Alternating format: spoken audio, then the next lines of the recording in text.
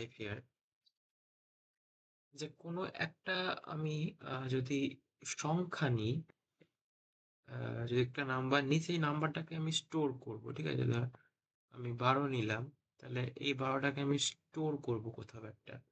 তো স্টোর করার জন্য আমার একটা নির্দিষ্ট আহ, নাম দরকার। ঠিক আছে?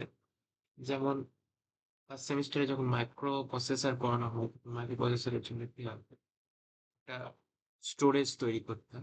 জাস্ট লাইক দ্যাট আমি এখানে অ্যালফাবেট দিয়েই আমি কি করব, একটা নাম তৈরি করব, একটা ফাঁকা স্থান তৈরি করব বলতে পারে।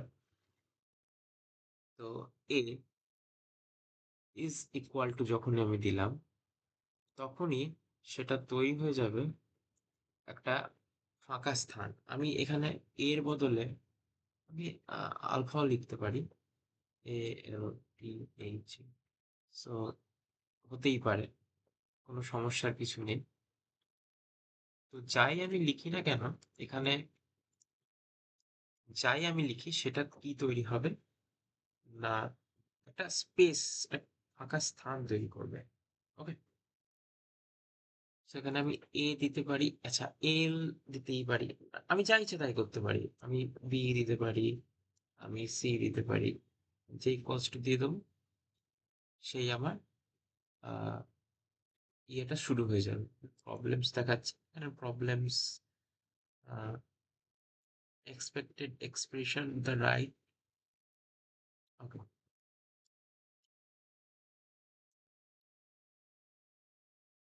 তাহলে আমি এখানে করলাম কি, আমি এখানে এখানে আমি এই নিই, আচ্ছা সি থাক, যা আছে তাই থাক। সি সমান আমি 12 লিখলাম, আমি যা ইচ্ছে তাই নিতে পারি। তো আমি বললাম অ্যাকচুয়ালি যে এই 12টা সি নম্বরে রয়েছে। 12টা একটা সি নামক একটা বাক্স তৈরি করেছি, ফাঁকা বাক্স যেখানে রয়েছে। এইবার আমি কি করব, এবার আমি আর একটা কিছু ভেরিয়েবল নেবো, এগুলোকে ভেরিয়েবল বলা হয়। তো ভেরিয়েবল নেবো, let's suppose d here is equal to, as simple as that. Now let's take a here, a which is equals to d plus c, sorry, d plus c. Okay, and আগের দিন আমি যেটা বলেছিলাম যে প্রিন্টের মধ্যে always double কোটের মধ্যে আমরা যা লিখি সেটা অ্যাজ ইট ইজ প্রিন্ট হয়ে যায়, তাই তো? তাহলে প্রিন্ট আমি ডবল কোটের মধ্যে যদি এ লিখি,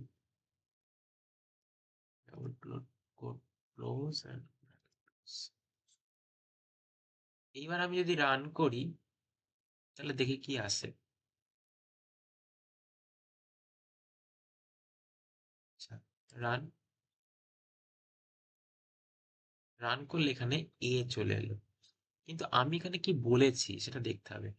যে আমি একটা, এই যে ভেরিয়েবল লেখা দেখাচ্ছে, ঠিক আছে, আমি সি নামে একটা ভেরিয়েবল তৈরি করেছি, মানে সি নামে একটা ফাঁকা বক্স তৈরি করেছি, আর ডি নামে একটা ফাঁকা বক্স তৈরি করেছি। সি এর মধ্যে লিখেছি মানে রেখেছি 12, আর ডি এর মধ্যে রেখেছি 20।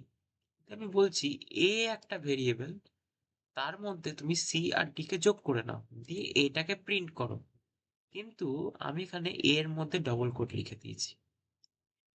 তা আমি আগের দিন বলেছিলাম যে এর মধ্যে যদি ডবল কোট রাখা হয় তাহলে কিন্তু সে অ্যাজ ইট ইজ প্রিন্ট করে দেবে। তো ইটস নট পসিবল।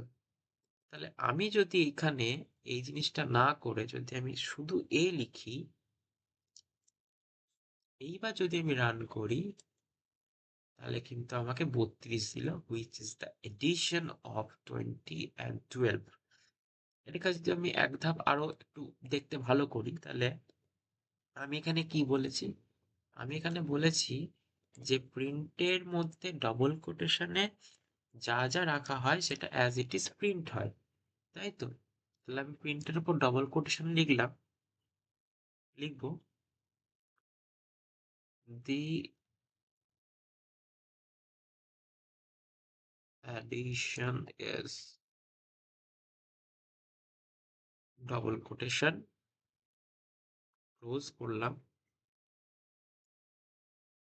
এবং একটা কমা দিলাম, কমা দিয়ে আমি এ লিখলাম, দিয়ে ব্র্যাকেট ক্লোজ করলাম। ওকে, এইবার আমি কি বলেছি না, এই এর মধ্যে প্রিন্টের মধ্যে ডবল কোটেশনে যা থাকবে সেটা অ্যাজ ইট ইজ প্রিন্ট হবে।